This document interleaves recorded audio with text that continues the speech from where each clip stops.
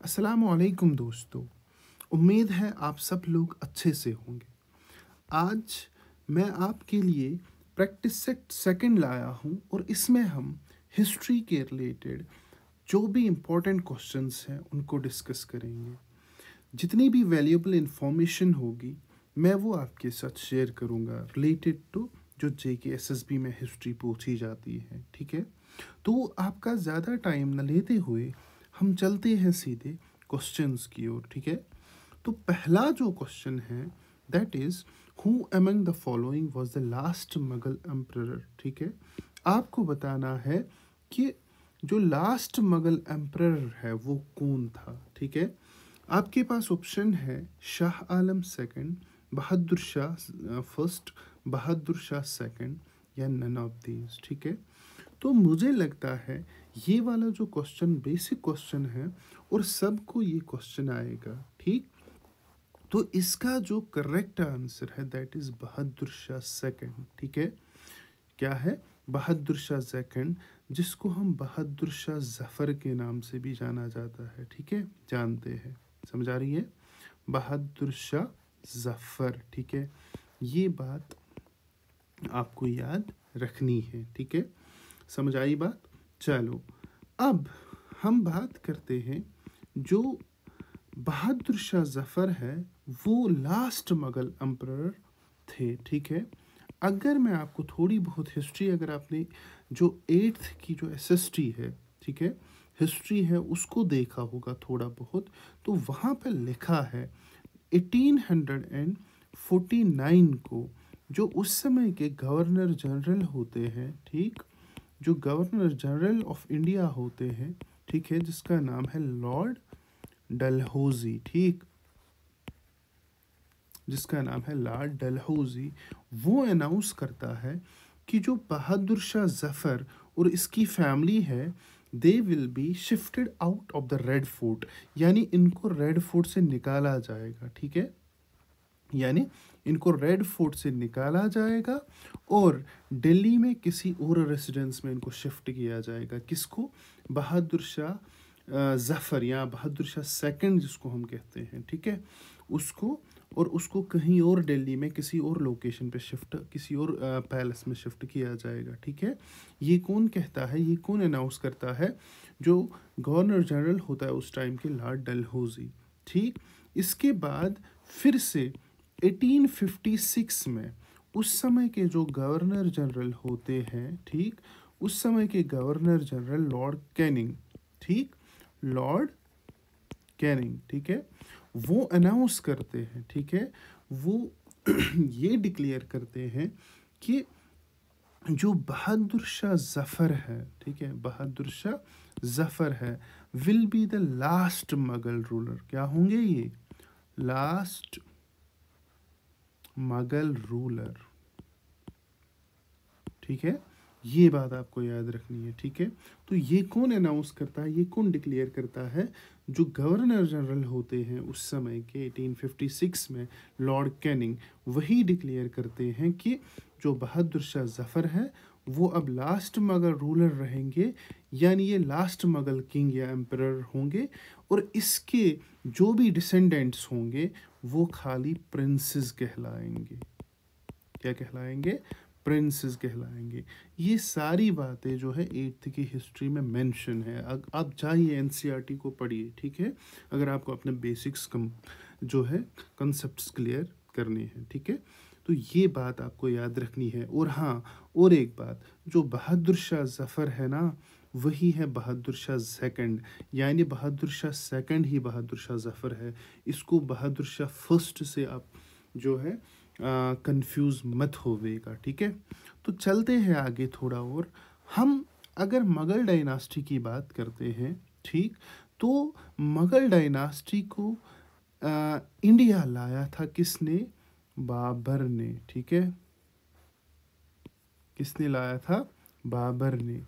कब? 1526 को। ठीक, 1526 में बाबर जो है वो यहाँ पे मुगल डायनास्टी की नींव रखता है या स्थापना करता है। ठीक है, कब? 1526 को होता है first battle of Panipat. First battle of Panipat, ठीक है, ये बात आपको याद रखनी है। पहला बैटल जो पानीपत का वो होता है 1526 ईस्वी में, ठीक है, किसके दरमियान? बाबर और लोदी डायनास्टी, जो कि दिल्ली नॉर्दर्न इंडिया में उस समय सल्तनत एक होती है, इब्राहिम लोदी, इब्राहिम लोदी के दरमियान, ठीक है, ये जंग होती है। अगर हिस्ट्री इतिहास को हम देखेंगे, इब्राहिम लोदी के पास 1 लाख की फौज होती है, ठीक है, बाबर के पास खाली 10,000 की फौज होती है, बट सिटल अपनी वार टैक्टिक्स को, अपनी प्लानिंग को, ठीक है, और अपने जो सोल्जर्स हैं उनको ऐसे ट्रेन किया होता है बाबर ने कि इन 1 लाख पे वो भारी पड़ता है और इब्राहिम लोदी को हरा देता है जंग में। और यहाँ पे पड़ती है नींव किसकी? मुगल डायनास्टी की। जो बाबर है वो एक्चुअली डिसेंडेंट है किसका? तैमूर का, ये भी आपको याद रखना है, ठीक है, जो किसका डिसेंडेंट है? तैमूर का। और बाबर आया था अफगानिस्तान से। समझ आ रही है बात? ये सारी चीज़ें आपको याद रखनी है, ठीक।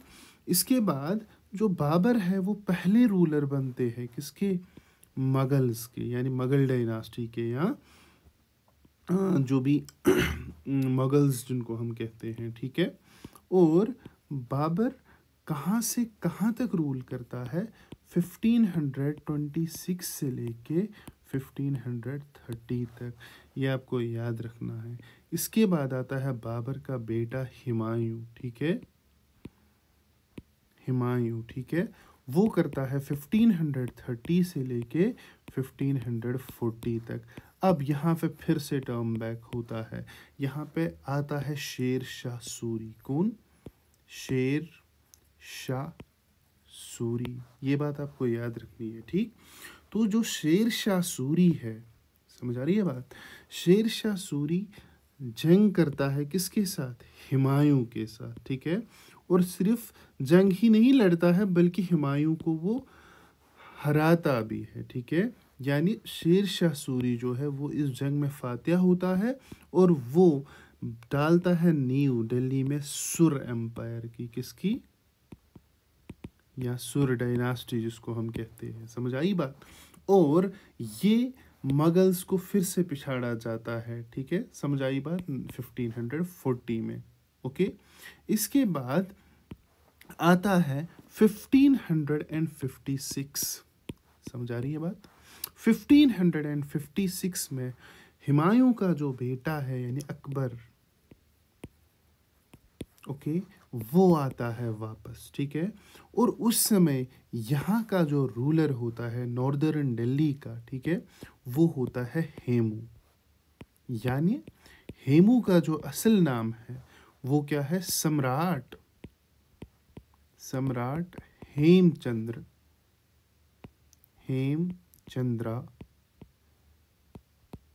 ओके, सम्राट हेमचंद्रा विक्रमादित्य, ठीक है, विक्रम आदित्य है हेमू का असल नाम। सम्राट हेमचंद्र विक्रम आदित्य है नाम किसका? हेमू का, ठीक है। तो 1550 में जब अकबर वापस आते हैं और वो लड़ता है, ठीक है, सेकंड बैटल ऑफ पानीपत, ये आपको याद रखना है, पानीपत। समझ आई बात? ओके। तो फर्स्ट बैटल कब होता है? 1526 को फर्स्ट बैटल ऑफ पानीपत होता है एंड 1556 में होता है सेकंड बैटल ऑफ पानीपत। ये चीज़ें आपको याद रखनी है, ठीक है। अकबर और हेमू के बीच में, हेमू का असल नाम क्या है? सम्राट हेमचंद्र विक्रम आदित्य, ये आपको याद रखना है, ठीक है। तो इसमें क्या होता है, जो अकबर है वो हेमू को हरा देता है और फिर से नींव पड़ती है मुगल सल्तनत की। यानी 1556 से लेके 1605 तक, ठीक है, आता है फिर से कौन? अकबर रूलर, यानी मुगल डायनास्टी फिर से रिव्यू होती है इंडिया में, ठीक है, या इंडियन सब कंटिनेंट में। समझ आ रही है बात? फिर 1605 से लेके कहाँ तक? 1621 तक आता है जहांगीर, ओके। फिर क्या है, फिर आता है 1620 1600, हाँ सॉरी ये 27 होगा आई थिंक, हाँ ऑलमोस्ट ये 15 साल, 1627, ठीक। 1627 से लेके 1628 एक ही साल, यानी शेरियार जहांगीर का भाई होता है, शहरियार, ठीक है। फिर 1628 से लेके 1658 तक आता है शाहजहां, ओके। फिर 1658 से लेके 1707 तक आता है कौन, औरंगजेब। ये बात आपको याद रखना है। और ये जो है ना 1707, जिस साल औरंगज़ेब की डेथ होती है, ठीक है, तो इसी साल से जो मुग़ल सल्तनत है वो डिक्लाइन में शुरू आती है, ठीक है, वो डिक्लाइन होना शुरू हो जाता है। और यहाँ पे आपको याद रखना है, सबसे ज़्यादा मुग़ल एम्परर जिसने हुकूमत की है, एक तो है अकबर 49 ईयर्स और दूसरा है औरंगज़ेब 49 ईयर्स। समझ आई बात? ये बात भी आपको याद रखनी है। औरंगज़ेब के बाद आता है 1707 से लेके 1712 तक कौन, बहादुर शाह फर्स्ट, बहादुर शाह, इसको कंफ्यूज मत न करना बहादुर शाह सेकंड के साथ, यानी बहादुर शाह जफ़र के साथ। अब हमें सभी का डिस्कस नहीं करना है, कुछ लास्ट की ओर देखेंगे, ठीक है। लास्ट में आता है शाह आलम, शाह आलम सेकंड, ठीक है, वो 1760 से लेके 1806 तक हुकूमत करता है। और यही शाह आलम होता है जो क्या करता है, जो 1765 में दीवानी ग्रांट करता है, किसको, ईस्ट इंडिया कंपनी को, यानी ईस्ट इंडिया कंपनी बन जाती है दीवान। समझ आई बात? कौन, शाह आलम सेकंड जो है 1765 में दीवानी ग्रांट करता है किसको, ईस्ट इंडिया कंपनी को, और ईस्ट इंडिया कंपनी बन जाती है दीवान। ये दीवान या दीवानी क्या होती है, ये होती है राइट्स, ये होती है basically rights over revenue and civil justice. ये आपको याद रखना है, ठीक है। Rights over revenue and civil justice कहाँ पे, बंगाल, बिहार एंड उड़ीसा। ये आपको याद रखना है, इन 3 जगहों पे दीवानी ग्रांट की जाती है इन शाह आलम के थ्रू। समझ आई बात? शाह आलम के बाद आता है अकबर सेकंड, ठीक है, 1806 से लेके 1837 तक। इसके बाद जो लास्ट एम्परर आता है मुगल्स का, वो है बहादुर शाह जफ़र, जिसको हम कहते हैं, यानी बहादुर शाह सेकंड, ठीक है। ये 1837 से लेके 1857 तक हुकूमत करता है, और फिर लॉर्ड कैनिंग के कहने पे इसको अपनी जो बादशाहत वो छोड़नी पड़ती है, ठीक है। ये बात आपको याद रखनी है, ठीक है। समझ आई बात? चलो हम चलते हैं अपने नेक्स्ट क्वेश्चन की ओर, ठीक। तो हमारा जो दूसरा क्वेश्चन था, ये सारी डिटेल्स मैंने मुगल्स के रिलेटेड जो भी इम्पोर्टेंट थी ना, वो मैंने यहाँ पे डिस्कस की। तो दूसरा जो क्वेश्चन है वो है ट्राई कलर। जो हमारा ट्राई कलर है was adopted as flag of India. तो इसको अडॉप्ट किया गया है flag of India in which year, किस साल में इसको माना गया है कि ये हिंदुस्तान का फ्लैग है, ठीक है, आपको याद रखना है। ऑप्शंस है आपके पास 26 जनवरी 1930, 15 अगस्त 1930, 22 जुलाई 1947 और 15 अगस्त 1947, ठीक है। देखिए यहाँ पे बेसिकली अडॉप्ट नहीं किया गया था, ठीक है, अडॉप्ट एज फ्लैग, ये क्वेश्चन आपको याद रखना है। आप क्वेश्चन को अच्छे ध्यान से देखोगे, यहाँ पे सीधे खाली फ्लैग कहा गया है, ठीक है।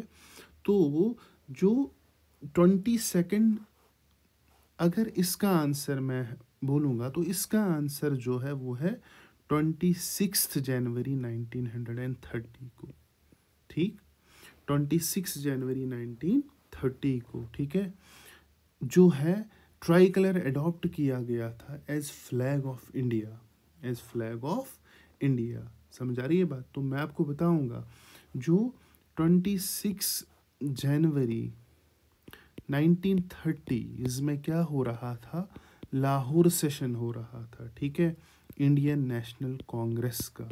समझ आ रही है बात?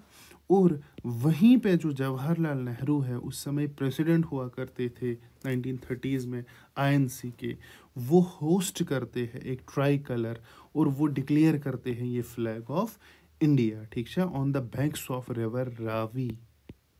ये बात भी आपको याद रखना है। समझाइए बात? On the banks of river Ravi जो है आईएनसी होस्ट करती है फ्लैग ऑफ इंडिया, जो ट्राई कलर का फ्लैग होता है, कब? 26 जनवरी 1930 को। समझ आई बात? अब दूसरा डेट भी आपको याद रखना है। दूसरा डेट जो है 22 जुलाई 1947 को।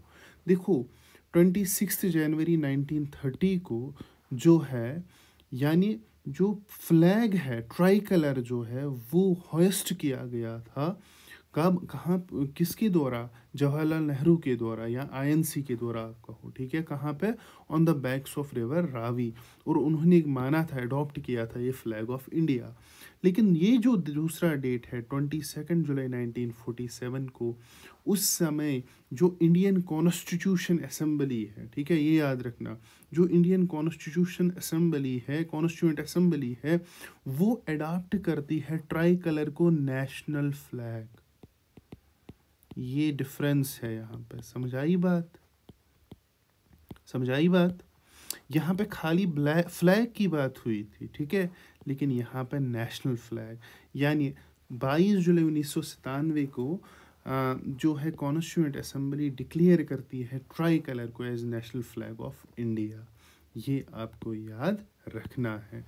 अब कुछ थोड़ी बहुत जानकारी जो है, जो हमारा ट्राई कलर है, ठीक है, उसको डिज़ाइन किया था पिंगाली वेंकैया ने, ठीक है, पिंगाली वेंकैया ने, ठीक है, समझाई बात? और इसका जो लेंथ इनटू ब्रेड्थ रेशो होता है वो होता है 3:2। कलर्स 3 है इसमें, ठीक है। सबसे ऊपर कौन सा कलर है? सबसे ऊपर आपको पता ही होगा सैफरान होता है, ठीक है। नीचे कौन सा है? नीचे ग्रीन है। समझाई बात? और बीच में क्या है? बीच में वाइट है। और यहाँ पे चक्रा होता है, ठीक है, जिसमें कितने स्पोक्स होते हैं? 24 स्पोक्स होते हैं। ये क्वेश्चन बनता है, आपको याद रखना है। टॉप साइड में इंडियन फ्लैग के क्या? सैफ्रॉन कलर, बॉटम मिडिल में जो है that is white colour, and last में हमारा ग्रीन कलर होता है। ये सारी चीज़ें आपको याद रखनी है। बढ़ते हैं अपने क्वेश्चन, अगले क्वेश्चन की ओर। Who among the following discovered sea route to India? ये क्या कह रहे हैं कि इनमें से जो नीचे ऑप्शंस दिए गए हैं, इंडिया के लिए जो समंदरी रास्ता है वो किसने खोजा है? ठीक, ऑप्शन है Christopher Columbus, James cook, Vasco D gamma and Ferdinand Magellan. ठीक, ये आपको बताना है इसमें से सी रूट किसने डिस्कवर किया। तो बिल्कुल आसान सा क्वेश्चन है और इसका आंसर है वास्को डी गामा। ठीक, देखो वास्को डी गामा पहले आपको याद रखना है, ये एक पुर्तगीज एक्सप्लोरर थे। क्या? पुर्तगीज एक्सप्लोरर, जो बेसिकली 1498 में पुर्तगीज आए थे। कहाँ पे? इंडिया में। ठीक, 3 शिप्स के साथ ये आया था, ठीक है, और लीड कर रहा था कौन? Vasco D gamma. और इसके साथ एक कैप्टन था जिसका नाम था, एक पायलट था जिसका नाम था अब्दुल माजिद। अब्दुल माजिद था इसके साथ, ठीक है। वो आए थे कहाँ पे? कैलीकट में, कैलीकट में आए थे, ठीक। ये भी आपको याद रखना था, ठीक है। और जो उस समय कैलीकट का रूलर था जिसका नाम था ज़ैमोरिन, ठीक, जिसका नाम था ज़ैमोरिन, उसने रिसीव किया था किसको? वास्को डे गामा को, ठीक। क्रिस्टोफर कोलंबस आपको पता ही होगा, ठीक, ये एक इटालियन एक्सप्लोरर है, ठीक है, इटालियन एक्सप्लोरर, ये आपको याद रखना है, जो बेसिकली किसके लिए रास्ता ढूंढ रहा था, ठीक, जो इंडिया के लिए रास्ता ढूंढ रहा था, लेकिन अनफॉर्चुनेटली वो अमेरिका डिस्कवर कर गया, ठीक है, समझाई बात। इसके साथ एक्सीडेंटली वो अमेरिका उसने डिस्कवर किया, ठीक।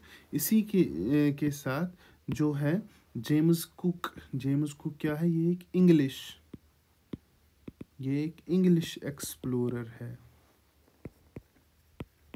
ठीक है, ये क्या है?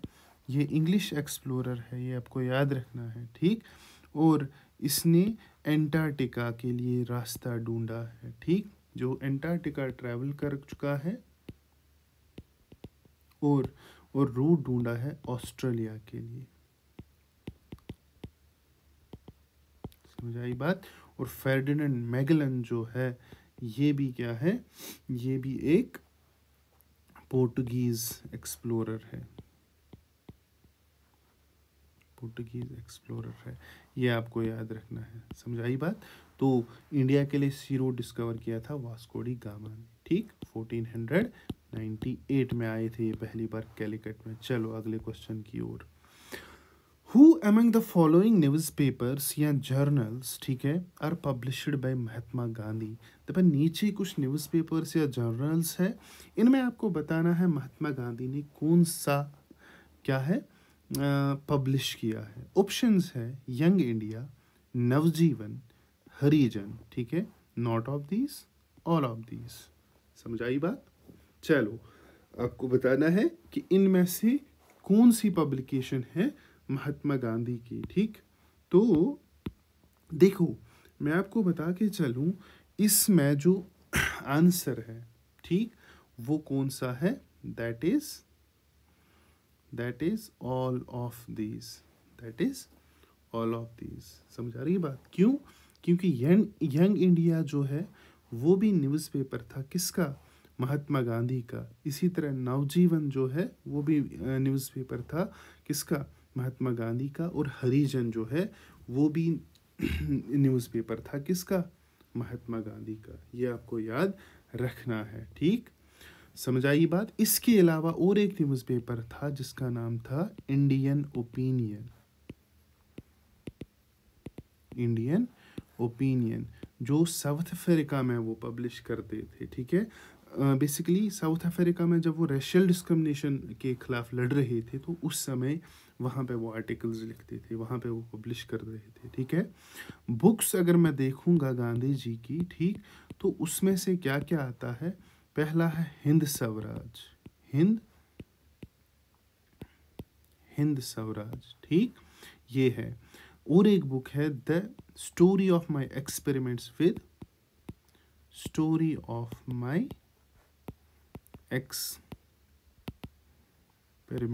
ट्रूथ, समझ आ रही है बात। और एक बुक है उसका नाम क्या है? India of my dreams, India of my dreams, समझ आई बात। और एक बुक है हाँ, सत्याग्रह इन साउथ अफ्रीका, समझ आई बात। यानी न्यूज़पेपर से ये इंपॉर्टेंट क्वेश्चन है, ठीक है। महात्मा गांधी के young India, Navjivan, Harijan and Indian opinion, समझ आई बात। बुक्स कौन कौन सी है? Hind Swaraj, the story of my experiments with truth, India of my dreams and Satyagraha in South Africa, ठीक है। सो आई थिंक इतना काफ़ी है। चलो चलते हैं आगे।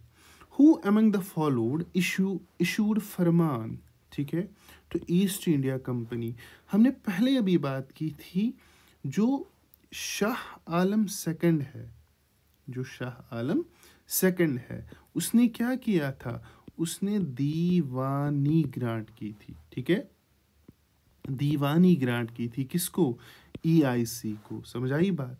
लेकिन यहाँ पे फरमान की बात हो रही है। एट्थ की हिस्ट्री सारी आप पढ़ लो, अच्छे से पढ़ लो, ठीक है, हर कोई कंसेप्ट उसमें से उठाओ, समझ आई बात। तो यहाँ पे फरमान की बात हो रही है, तो बता रहा है कि ईस्ट इंडिया कंपनी को किस रूलर ने फरमान इशू किया था, मुर्शिद कुली खान, औरंगजेब, शाह आलम सेकंड या नन ऑफ दीज, समझ आई बात। इसका जो ऑप्शन है दैट इज औरंगजेब, ठीक। औरंगजेब जो है वो ईस्ट इंडिया कंपनी को फरमान देते हैं, ठीक है, एक ये चार्टर एक होता है, ठीक है। तो औरंगजेब जो है वो फरमान प्रोवाइड करते हैं किसको, ईस्ट इंडिया कंपनी को। फरमान बेसिकली क्या होता है, ये एक कंसेंट होता है कि चलो ये, हाँ ठीक, आप क्या है, आप अब ट्रेड कर सकते हो यहाँ पे, ठीक है। कब ये फरमान इशू करता है, ये करता है 1667 को औरंगजेब जो है फरमान जो है इशू करता है EIC के लिए, ठीक है। तो फिर क्या होता है, इसके बाद अब वो बंगाल में जो है वो ट्रेड कर सकते हैं। फरमान टू ट्रेड इन बंगाल, ये भी याद रखना है, टू ट्रेड इन बंगाल, समझाई बात, टू ट्रेड इन बंगाल। तो फरमान कौन इशू कर रहा है, वो कर रहा है औरंगजेब। कब, 1667 में।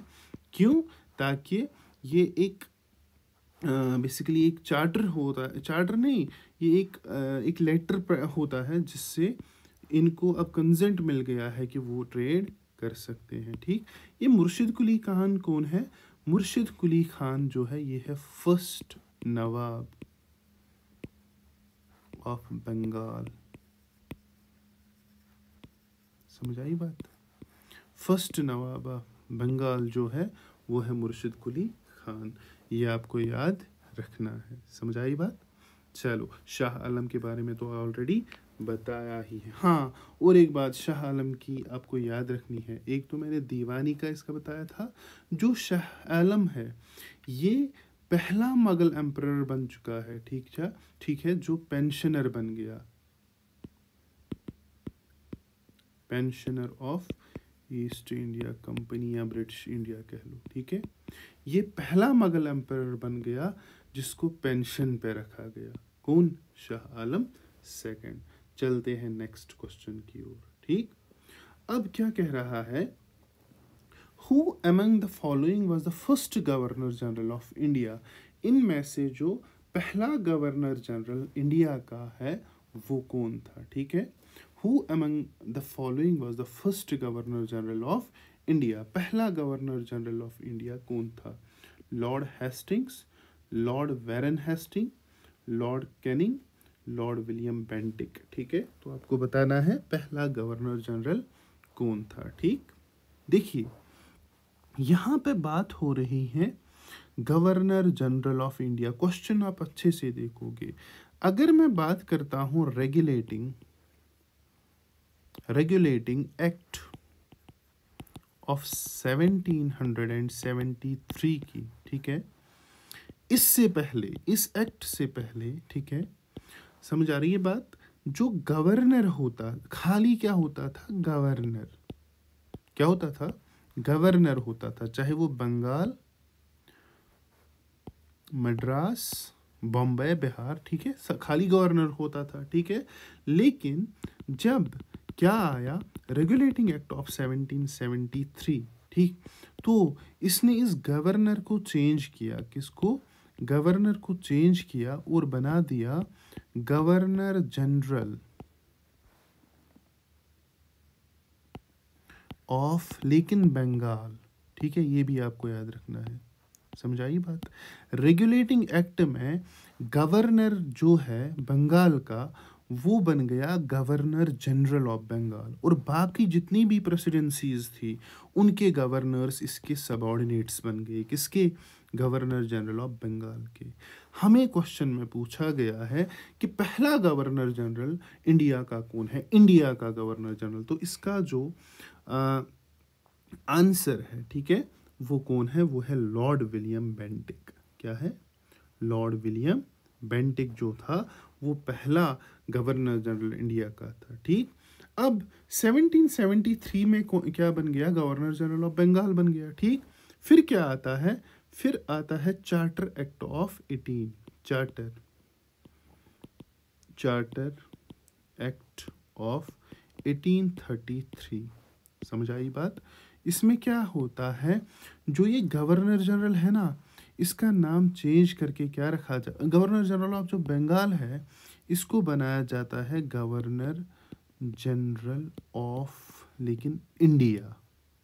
समझ आई बात। और क्वेश्चन में भी वही पूछा गया है। ठीक, रेगुलेटिंग एक्ट ऑफ 1773 में गवर्नर बन जाता है गवर्नर जनरल ऑफ बंगाल। फिर चार्टर एक्ट ऑफ 1833 में बन जाता है गवर्नर जनरल ऑफ बंगाल, क्या, गवर्नर जनरल ऑफ इंडिया। और फिर आता है government of India act, government of India act. ठीक है, और इसमें बनता है क्या, जो ये गवर्नर जनरल ऑफ इंडिया है ये बन जाता है वाइस रॉय ऑफ इंडिया। ठीक, आई बात समझ। ठीक है, और पहला जो वाइस रॉय है वो था लॉर्ड कैनिंग। क्या था, लॉर्ड कैनिंग। समझ आई बात। चलो, पहला गवर्नर जनरल ऑफ बंगाल कौन है, आप लॉर्ड हेस्टिंग नहीं लिखोगे, ये बिल्कुल अलग आदमी है। ठीक, Lord Warren Hasting first governor general of Bengal, Lord William Bentinck first governor general of India, और Lord Canning first viceroy of India. ये आप याद रखोगे। होप आपको ये सारा समझ आ गया है। चलते हैं नेक्स्ट क्वेश्चन की ओर। पहला, who among the following introduced subsidiary alliance, इनमें से सब्सिडरी अलायंस जो है वो किसने लाई, इंट्रोड्यूस की पहली बार। ठीक, समझ आई बात। क्या कह रहा है कि जो सब्सिडरी अलायंस है वो किसने लाई है। ऑप्शंस है Lord Richard Wellesley, Warren Hastings, Lord Dalhousie, none of these. ठीक, देखो अब इसका जो आंसर है बिल्कुल आसान, वो कौन सा है, वो है Lord Richard Wellesley. Lord Richard Wellesley, ये आप याद रखोगे। ठीक है, 1799 में, कब, 1799 में, कुछ बुक्स में 1802 के आसपास भी लिखा है, बट असल में 1990 है। ठीक है, 1799 में लॉर्ड रिचर्ड वेलेस्ली जो है एक पॉलिसी लाता है। ठीक है, एक हार्ड थ्रोट पॉलिसी जिसका नाम है सब्सिडरी अलायंस। और इस सब्सिडरी अलायंस के द्वारा जो है क्या कहा जाता है कि अब जो भी कोई रूलर है, समझ आ रही बात, जो भी कोई मुगल रूलर है या जो भी कोई रूलर है किसी भी स्टेट का, वो अपनी आर्मी फॉर्म नहीं कर सकता। ठीक है, वो क्या है, वो अपनी आर्मी, खुद की आर्मी वो फॉर्म नहीं कर सकता। दूसरी बात, अब उस स्टेट को अगर प्रोटेक्शन चाहिए, जो ब्रिटिश आर्मी है वो उसको क्या करेगी, वो उसको सपोर्ट करेगी, लेकिन उस सपोर्ट के लिए के बदले में उस स्टेट को क्या करना होगा, ब्रिटिश को टैक्स पे करना होगा। क्या करना होगा, टैक्स पे करना होगा। और अगर प्रोटेक्शन के बदले में वो टैक्स पे नहीं कर पा रहा है, वो जो टेरिटरी है वो ऑटोमेटिकली किसके अंडर चली जाएगी, ब्रिटिश कंट्रोल के अंडर चली जाएगी। सच ए हार्श जो ये अलायंस एक थी। ठीक है, समझ आई बात। सब्सिडरी अलायंस में 1799 में आई थी, इंट्रोड्यूस हुई थी, किसने की थी, लॉर्ड रिचर्ड वेलेस्ली ने। ठीक, लॉर्ड वैरन हेस्टिंग्स को आपको जानते ही होंगे, बताया है मैंने इसके बारे में। अब बात है लॉर्ड डलहौजी की। जो लॉर्ड डलहौजी है वो बेसिकली, ठीक है, लॉर्ड डलहौजी जो है वो लाते हैं और एक डॉक्ट्रीन जिसको हम कहते हैं डॉक्ट्रीन ऑफ लैप्स।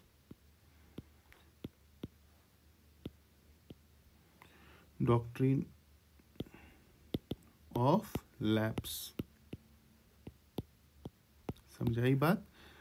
ठीक है, डॉक्ट्रिन ऑफ लैप्स लाते हैं कौन? लॉर्ड डलहौजी। ठीक है, और इस डॉक्ट्रिन ऑफ लैप्स में क्या होता है कि अगर किसी भी रूलर का, ठीक है, कोई लीगल हेयर नहीं होता है, सन नहीं होता है उसका लीगल हेयर, ठीक है, तो वो सन अडॉप्ट नहीं कर सकता। ठीक है, वो अपना लीगल हेयर अडॉप्ट नहीं कर सकता, और ऑटोमेटिकली जब वो लीगल हेयर अडॉप्ट नहीं कर सकता, वो टेरिटरी रूलर के बगैर रह जाती है, और ऑटोमेटिकली वो किसके कंट्रोल में आ जाती है? ब्रिटिश के कंट्रोल में आ जाती है। ठीक, ये बात भी आपको याद रखनी है। ठीक, चलते हैं अपने क्वेश्चन की ओर।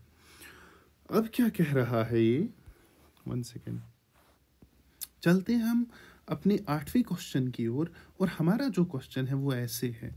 After the battle of Seringapatam, Mysore was placed under which former ruling dynasty? जब जो बैटल जंग हुई थी सेरिंगापट्टनम की, जो किंगडम ऑफ मैसूर है उसको किस फॉर्मर रूलिंग डायनास्टी के अंडर रखा गया था? हमारे पास ऑप्शंस है Wodeyars, Marathas, Sikhs, none of these. ठीक है, तो हमें बताना है ये सारी रूलिंग डायनास्टीज है, तो हमें बताना है बैटल ऑफ सेरिंगपट्टनम के बाद मैसूर यानी किंगडम ऑफ मैसूर को किसके अंडर रखा गया था, किन को दिया गया था। ठीक, आपको पहले बात ये याद रखनी है, इसका जो आंसर है वो है वोडियार्स। ठीक है, या वोडियार डायनास्टी जिसको हम कहते हैं। ठीक है, और इस वोडियार डायनास्टी को किन्होंने पावर में लाया था? बैटल ऑफ सेरिंगपट्टनम के बाद ब्रिटिश ने इनको पावर लाया था, कहाँ पे? किंगडम ऑफ मैसूर पे। ठीक है, समझ आई बात? ओके, तो यहाँ पे थोड़ी बहुत बात करेंगे। जो वोडियार्स है, ठीक है, इसका एक जो राजा था उस समय, उसका नाम था कृष्णा अर्जुन। ठीक है, सॉरी, कृष्णा राजा, कृष्णा राजा वोडियार थर्ड, कृष्णा राजा वोडियार थर्ड था इसका नाम। इसी को किंग बनाया गया था, किसका? सेरिंगपट्टनम, या जिसको हम मैसूर कहते हैं। ठीक, समझ आई बात? अब ये बैटल ऑफ सेरिंगपट्टनम अगर आप देखोगे, इसका जो दूसरा नाम है वो क्या है? वो है फोर्थ एंग्लो मैसूर वॉर। ठीक है, मैसूर वार, जो टीपू सुल्तान और ब्रिटिश के बीच में लड़ा गया था। ठीक है, किंगडम ऑफ मैसूर और के जो रूलर जो है टीपू सुल्तान। ठीक, टीपू सुल्तान, समझाई बात? लेकिन ब्रिटिश को बैक किया किन्होंने? मराठास ने बैक किया। ठीक है, और भी एक छोटी जो डायनास्टीज हैं उन्होंने बैक किया, और इन्होंने टीपू सुल्तान को हराया। ठीक है, इस वार में, और टीपू सुल्तान इसी वार में क्या? वो चल बसे। समझाई बात? चलो, ये बातें आपको याद रखना है कि इसका आंसर है वोडियास। ठीक, चलो चलते हैं अपने अगले क्वेश्चन की ओर। ठीक है, which of the following acts is known as Montagu Chelmsford reforms? बहुत ही इंपॉर्टेंट क्वेश्चन। ठीक, इनमें से मोन्टेग्यू कैमिलसफोर्ड रिफॉर्म्स किस एक्ट को कहा जाता है? ठीक है, किस एक्ट को कहा जाता है मोन्टेग्यू कैमिलसफोर्ड रिफॉर्म्स? समझाई बात? देखो, ऑप्शंस है आपके पास government of India act 1858, Indian councils act जो है 1892, फिर है इंडियन काउंसिल्स एक्ट 1909, और गवर्नमेंट ऑफ इंडिया एक्ट 1919। ठीक, तो आपको बताना है मोन्टेग्यू कैमिलसफोर्ड रिफॉर्म्स किस एक्ट को कहा जाता है इनमें से। तो इसका जो करेक्ट आंसर है that is government of India act 1919। ठीक है, इसी को कहा जाता है मोन्टेग्यू कैमिलसफोर्ड रिफॉर्म्स भी। ठीक है, ये बहुत ही इम्पोर्टेंट एक्ट है। ठीक है, आपको ये पता होना चाहिए। ठीक है, इसमें जो है एक है इंडियन काउंसिल्स एक्ट 1909 और दूसरा गवर्नमेंट ऑफ इंडिया एक्ट। ठीक है, ये बहुत ही इम्पोर्टेंट है। हमने देखा होगा आपने, जो गवर्नमेंट ऑफ इंडिया एक्ट 1858 है, ये आया था किसके बाद? जब रिवोल्ट ऑफ 1857 होता है। ठीक है, रिवोल्ट ऑफ 1857 को जब ब्रिटिश को लगता है कि अब हमारे बहुत कुछ हमारे हाथ से चला गया है और हमें इंडियंस के सपोर्ट की ज़रूरत है, तो उन्होंने लाया किसको? गवर्नमेंट ऑफ इंडिया एक्ट 1858 को। ठीक, इसमें ये क्या कहते हैं, जो ईस्ट इंडिया कंपनी है, ठीक है, इसको डिज़ोल्व किया जाता है, इसको बिल्कुल ख़त्म किया जाता है, इसके सारे पावर्स जो है एज जो एडमिनिस्ट्रेटिव बॉडी है वो लिए जाते हैं, और पावर सीधे चली जाती है किसके हाथों में? क्राउन के हाथों में। समझ आई बात? ब्रिटिश क्राउन के हाथों में। ठीक, ईस्ट इंडिया कंपनी फिर से एक बार फिर एज ट्रेडर्स यहाँ पे वर्क करते हैं, और उनको 20 ईयर्स की मोनोपोली दी जाती है, अगले 20 ईयर्स की। ठीक है, समझ आई बात? तो बहुत ही लंबा है ये, थोड़ा बहुत आपको पढ़ना है इसके बारे में। अब जो है गवर्नमेंट ऑफ इंडिया एक्ट, जिसको हम कहते हैं मोंटेग्यू कैमिलस फूड रिफॉर्म्स, ठीक, इसमें क्या होता है, पहले ही सबसे पहले इसमें क्या होता है, जो बाइकेमलर लेजिस्लेटिव बन जाता है। ठीक है, समझ आई बात? डबल गवर्नमेंट जिसको हम कहते हैं, डबल गवर्नमेंट। ठीक, तो ये इम्पोर्टेंट है, इसीलिए बाइकेमलर यानी लेजिस्लेचर यानी अपर हाउस और लोअर हाउस बनाए जाते हैं, अपर हाउस और लोअर हाउस बनाए जाते हैं, यानी काउंसिल ऑफ स्टेट्स और लेजिस्लेटिव असेंबली। ठीक, इसके अलावा जो है कम्युनल अवार्ड, जो है सेपरेट इलेक्टोरेट, सेपरेट इलेक्टोरेट, जो separate electorate Indian councils act में दिया गया था मुस्लिम्स को। ठीक है, उसी को आगे बढ़ाया जाता है, सिर्फ मुस्लिम्स के लिए ही नहीं, बल्कि जितने भी बाकी माइनॉरिटीज़ है, चाहे वो ब्रिटिश इंडियंस है, ठीक है, ब्रिटिश इंडियंस, समझाई बात, यूरोपियंस, या जो इंडियन क्रिश्चियंस है, इंडियन, ठीक है, और इसके अलावा सबसे इम्पोर्टेंट जो डिप्रेस्ड क्लास है, डिप्रेस्ड क्लास, डिप्रेस्ड क्लासेस हो गए जो शेड्यूल कास्ट्स वगैरह होते हैं। देखो एक बात आपको मैं ये रहूँगा, तो ये क्या कहता है, इन्होंने इन सारों को क्या दिया? Separate electorate. सेपरेट इलेक्टोरेट क्या होता था कि इन्हीं कम्युनिटी के मेंबर्स अपने लीडर्स चुनेंगे अपने वोट से। जैसे अगर मुस्लिम्स हैं, मुस्लिम लीडर जो है, रिप्रेजेंटेटिव जो है, उसको खाली मुस्लिम वोटर्स ही चुनेंगे।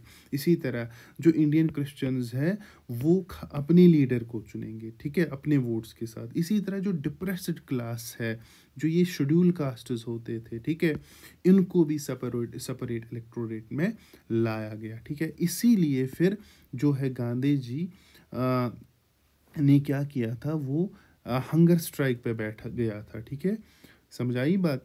येदीवारा जेल जो पुणे में है, वहाँ पे, समझाई बात? फिर पूना पैक्ट वगैरह होता है, वो हम डिस्कस नहीं करेंगे, सिंपल आपको ये डिस्कस करना है। और एक बात यहाँ पे, जो गांधी जी है वो डिप्रेस्ड क्लासेस को हरिजन्स कहा करते थे, क्या?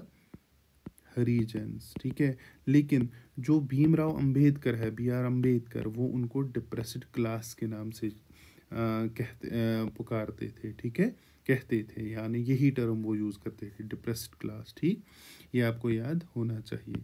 इसके अलावा इंडियन काउंसिल्स एक्ट जो है 1909, इसको हम कहते हैं मोरली मिंटो रिफॉर्म्स। क्या? Morley Minto reforms.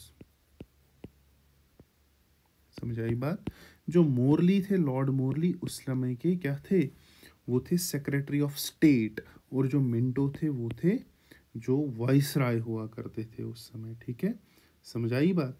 तो इस मोरली मिंटो रिफॉर्म्स में क्या होता है, पहली बार क्या होता है, जो इंडियंस है उनको जोड़ा जाता है, जो वाइस राइज एग्जीक्यूटिव काउंसिल होता है। ठीक है, वाइस राइज एग्जीक्यूटिव काउंसिल के साथ जोड़ा जाता है इंडियंस को पहली बार। किसमें? मोरली मिंटो रिफॉर्म्स में। ठीक है, या इंडियन काउंसिल्स एक्ट में। और जो पहला इंडियन है जो वाइस रॉय के एग्जीक्यूटिव काउंसिल से जुड़ा, उसका नाम क्या था? सत्येंद्र प्रसाद सिन्हा। ठीक, सत्येंद्र प्रसाद सिन्हा। समझ आई बात? तो सत्येंद्र प्रसाद सिन्हा जो है वो पहले आदमी बन गए जो किसके साथ जुड़े, एग्जीक्यूटिव वाइसराय के एग्जीक्यूटिव काउंसिल के साथ। समझाई बात, ये आपको याद रखना है। ठीक, सेपरेट इलेक्टोरेट का तो मैंने कहा कि पहले सेपरेट इलेक्टोरेट किसने लाया था, इंडियन काउंसिल्स एक्ट ने लाया था, लेकिन फॉर ओनली मुस्लिम इलेक्टोरेट्स। ठीक है, लेकिन फिर गवर्नमेंट ऑफ इंडिया एक्ट में डिप्रेस्ड क्लास के लिए भी वो लाया गया। ठीक, ये आपको याद रखनी है। और इसीलिए जो लॉर्ड मिंटो है उस समय के वाइस रॉय, ठीक, जो लॉर्ड मिंटो है उसको क्या कहा जाता है, फादर ऑफ कम्युनल इलेक्टोरेट।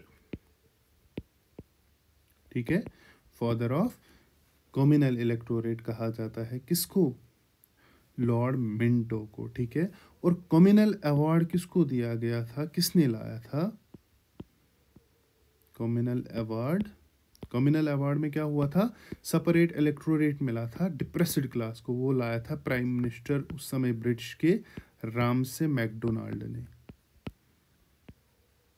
ठीक है, रामसे मैकडोनाल्ड ने, ये आपको याद रखना है। और इस गवर्नमेंट ऑफ इंडिया एक्ट 1990 में और क्या हुआ था, जो पब्लिक सर्विस कमीशन है, ठीक है, जो पीएससी है, पब्लिक सर्विस कमीशन है, इसको मंजूरी मिली थी। और इसी के साथ जो है 1926 में, ठीक है, पहली बार जो पब्लिक सर्विस कमीशन है वो एस्टेब्लिश होता है। किस लिए, ताकि जो सिविल सर्वेंट्स है उनको चूज किया जा सके। ठीक है, समझाई बात। और ये एक नया न्यू ऑफिस ये क्रिएट करता है, हाई कमिश्नर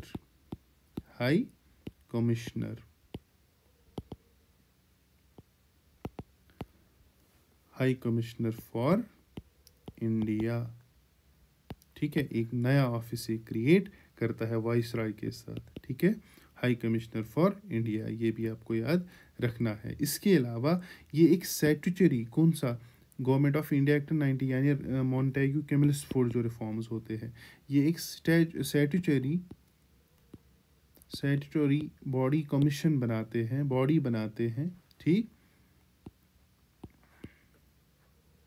जो क्या करता है, जो कमीशन, जो स्टैट्यूटरी कमीशन है, वो 10 साल चेक करेगा कि जो गवर्नमेंट इंडिया में है उसने कैसा काम किया, और एक रिपोर्ट भेजेगा कहाँ पे, यूके के पार्लियामेंट में या ब्रिटिश के पार्लियामेंट में। ठीक है, समझाई बात। तो आई होप ये जो है ये सारी चीज़ें आपको समझ आई होंगी। अब हमारे पास नेक्स्ट क्वेश्चन जो है, Who among the following participated in all 3 round table conferences. आपको बताना है कि इनमें से सब 3 राउंड टेबल कॉन्फ्रेंसेस में किसने हिस्सा लिया, हर किसी राउंड टेबल कॉन्फ्रेंस में किसने हिस्सा लिया है।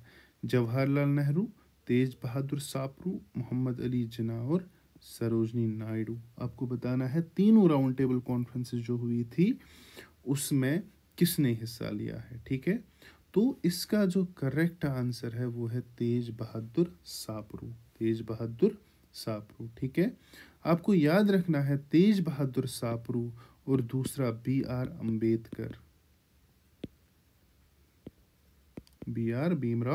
अंबेडकर। ये खाली 2 ऐसे रेवोल्यूशनरीज थे जिन्होंने तीनों ऑल 3 जो राउंड टेबल कॉन्फ्रेंसेस है उनमें हिस्सा लिया है। ठीक है, समझ आई बात।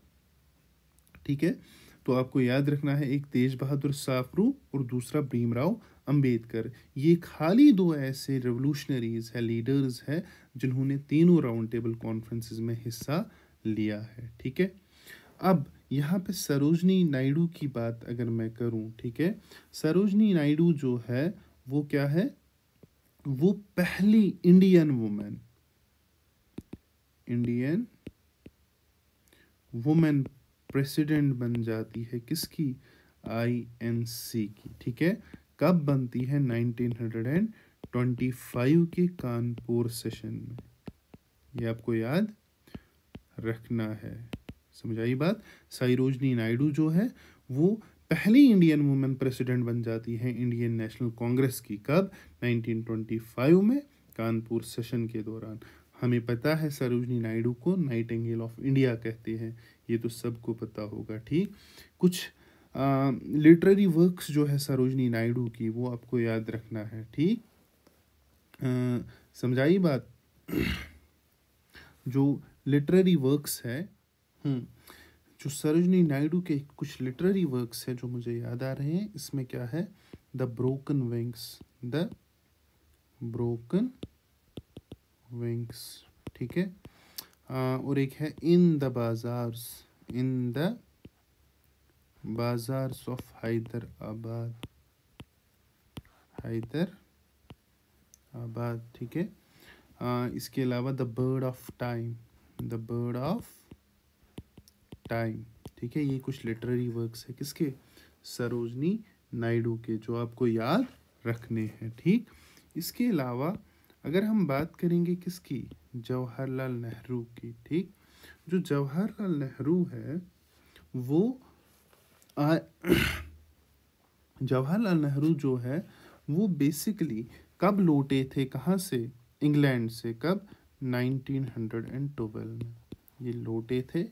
कहाँ से, इंग्लैंड से। ठीक, और वो प्रेसिडेंट बने किसके, आईएनसी के प्रेसिडेंट वो बनते हैं कब, 1929, जब लाहौर सेशन होता है, लाहौर सेशन के दौरान। ठीक है, समझाई बात। और यही जवाहरलाल नेहरू है जो क्या कहते हैं, इसी लाहौर सेशन में क्या होते हैं, वो डिमांड करते हैं रेजोल्यूशन ऑफ पूर्ण स्वराज यानी कंप्लीट इंडिपेंडेंस। समझाई बात, ये आपको याद रखनी है। जवाहरलाल नेहरू ही बताते हैं आज़ादी के बाद कि dams are temples of modern India,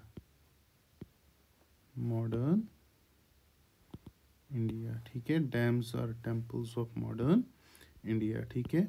कुछ बुक्स जो लिखते हैं वो discovery of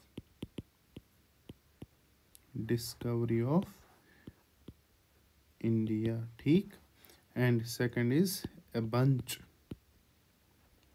of old letters, ये आपको याद रखनी है, ठीक है। A bunch of old letters, समझाई बात। चलो, आई थिंक ये जो वीडियो है काफ़ी लंबी हो चुकी है। जो नेक्स्ट क्वेश्चंस है, ठीक है, नेक्स्ट 10-20 क्वेश्चंस वो हम इसके दूसरे पार्ट में करेंगे, ठीक है। सो अच्छे से पढ़िएगा, ठीक है। अच्छे से इन चीज़ों को रिवाइज कीजिए। हिस्ट्री जो है जितना आप इसमें रिवीजन करोगे उतना आपको याद रहेगा, क्योंकि डेट्स याद रखने हैं, नाम याद रखने हैं, ठीक है। तो जितना आपसे हो सके इसमें ज़्यादा से ज़्यादा रिवीजन कीजिए, ठीक है। बाकी बस